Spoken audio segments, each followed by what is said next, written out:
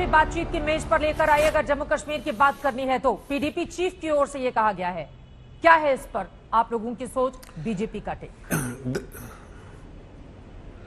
देखिए, बीजेपी का टेक या हमारी सोच जिसके बारे में हम सोच ही नहीं सकते उस पर कोई रिएक्शन देना मेरे ख्याल से सही नहीं होगा। ये देश की बात है। देश पाकिस्तान से उसी वक्त बात कर सकता है जब आतंकवाद खत्म होगा। ये हमारा स्टेटेड ऑब्जेक्टिव है। हमने बहुत बार, एक बार नहीं अनेक बार कहा है। इसलिए वो जो भी कह रही हैं वो अपनी बात कह रही हैं। उसका संज्ञान कोई ले रहा है कि नहीं ले रहा है, ये हम भी समझ रहे हैं और आप भी समझ रहे हैं कि जो भी कह रहे हैं उसका कोई मतलब सरोकार है नहीं। हमारी एक और एक ही मांग है और ये 6 अगस्त 2019 की CWC रेजोल्यूशन, जो हमारी हाईएस्ट डिसीजन मेकिंग बॉडी है, उसने ये रेजोल्यूशन पास किया था और उसमें कहा गया था कि जम्मू कश्मीर को स्टेट का दर्जा मिलना चाहिए। हमारा ये मानना है कि जम्मू कश्मीर कोई रियल एस्टेट नहीं है, वहां पे जीते जागते लोग हैं और लोकतंत्र की अवमानना जो की गई है ये गैर संवैधानिक है। और ये भी सच है कि स्टेट को जो हटा दिया गया दर्जा और यूनियन टेरिटरी बना दिया गया है, ये सुप्रीम कोर्ट के सामने अभी विचाराधीन है पूरी बात, और इस पर फैसला आना बाकी है। हमारा अपना मानना, और ये मैं पूरे दमखम और पुरजोर से अपनी पार्टी की बात रखते हुए कहती हूँ कि हमारा ये घरेलू मामला है। ये हम वहां की पॉलिटिकल पार्टी से डिस्कस करेंगे, केंद्र सरकार डिस्कस करेगी, इसमें तमाम ऑपोजिशन पार्टीज रहेंगी और सबके मनभेद और मतभेद दोनों हो सकते हैं, लेकिन इसमें किसी भी फॉरेन कंट्री की, फॉरेन एजेंसी की दखल अंदाजी की कोई जरूरत नहीं है, कोई जगह नहीं है। मैं इस पूरे प्रोसेस का खंडन करता हूं क्योंकि मैं विक्टिम हूं कश्मीर के टेररिज्म का, और इस टेररिज्म के जिम्मेवार ये सारे लोग हैं जिनको इस मीटिंग में बुलाया गया है। कश्मीर को नर्क बनाने में इन सब लोगों का हाथ है। 370 हटने के बाद हमारे में एक जिज्ञासा जगी, एक कॉन्फिडेंस आया, एक पॉजिटिव मैसेजेस हमारे पास आई कि चलिए हम अभी लौटेंगे और कश्मीर के हालात ठीक होंगे, और हालात ठीक होने के कगार पे भी हैं। जैसे ही पहला एक कदम उठाया गया जहां पर उन सारे लोगों को बुलाया गया इस मीटिंग में, जो लोग जिम्मेवार हैं कश्मीर में टेररिज्म को पनपाने में, पैदा करने में और हत्याओं में और बाकी कारों में, और मेरे जेनोसाइड और एक्सोडस को लेकर भी, वो सारे लोग जो रिस्पॉन्सिबल है कश्मीर में शांति लाने के, वो सारे लोग जो कश्मीर को हिंदुस्तान का भाग समझते हैं और कश्मीर की पॉलिटिक्स को ठीक से समझते हैं, मुझे लगता है कि पहली मीटिंग उन सारी ताकतों के साथ होनी चाहिए थी। वो जम्मू के लोग, वो कश्मीर के हिंदू, लद्दाख के लोग, कश्मीर में जो मुसलमान जो हिंदुस्तान में बिलीव करते हैं, वो सारी नई एक फौज तैयार करनी चाहिए थी, एक नए पर्सपेक्टिव के लोग तैयार करनी चाहिए थी, और नए कश्मीर का इजाद उनके साथ होना चाहिए। सरकार देश में आप चला रहे हैं, जब कोविड वैक्सीनेशन तीसरी लहर पर सवाल पूछे जाते हैं तो आप उल्टा कांग्रेस पर सवाल दाग देते हैं, किस बना पर? देखिए अंजना जी, कल शाम को पूरा देश एक तरह से आंख गड़ा करके सोशल मीडिया और टीवी पे बैठा हुआ था कि वैक्सीनेशन का जो ड्राइव कल एक नए तरीके से सेंट्रलाइज्ड ड्राइव आरंभ हुआ है, उसका नतीजा क्या रहता है। और आपने भी, हमने भी, सभी ने, और मुझे लगता है कांग्रेस के भी कई लोगों ने ट्वीट किया होगा कि अब वो एक तरह से जैसे क्रिकेट मैच का स्कोर होता था कि अब 50 हो गया, अब 60 हो गया, अब 65 मिलियन, अब 6.5 मिलियन हो गए, अब 70 लाख हो गया, फिर रात को जाके 87.9 लाख पे ये घड़ी रुकती है। पूरा देश खुश होता है, देश को लगता है कि ये कितना बड़ा अचीवमेंट है।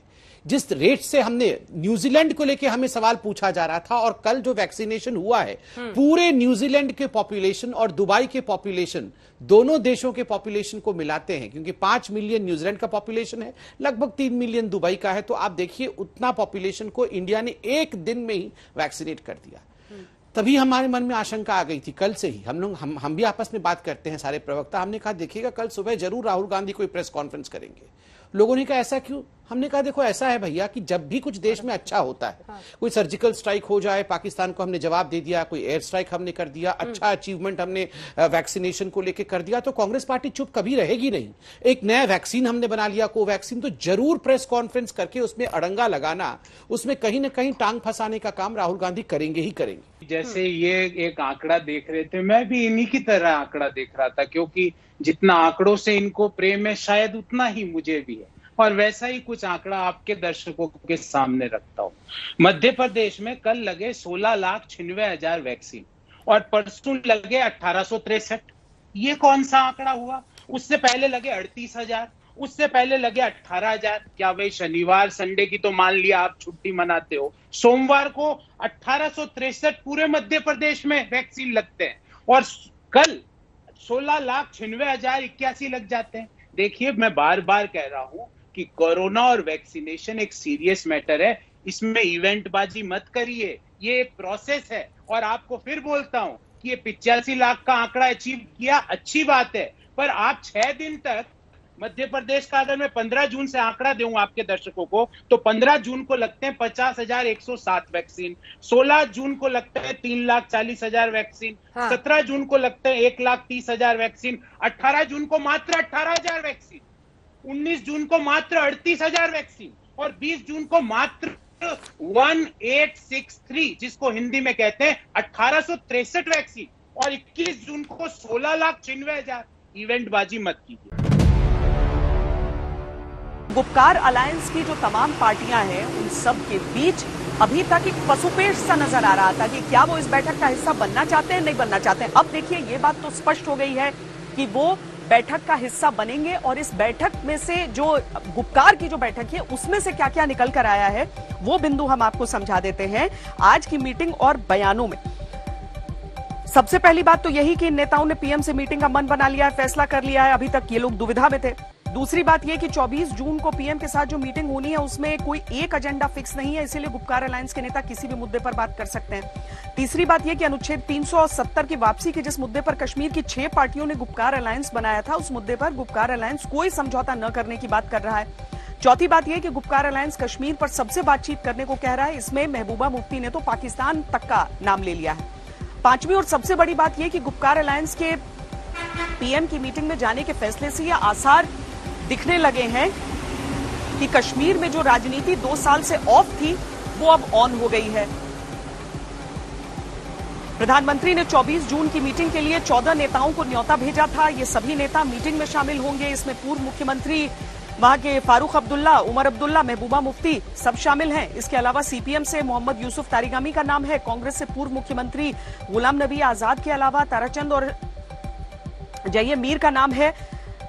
पीपल्स कॉन्फ्रेंस से सज्जाद लोन, पीडीपी के पूर्व नेता मुजफ्फर बेग, अपनी पार्टी के नेता अल्ताफ बुखारी का नाम है। बीजेपी से प्रदेश अध्यक्ष रविंद्र रैना, पूर्व डिप्टी सीएम निर्मल सिंह और कविंद्र गुप्ता का नाम है और पैंथर्स पार्टी के प्रोफेसर भीम सिंह को भी पीएम की मीटिंग में बुलाया गया है।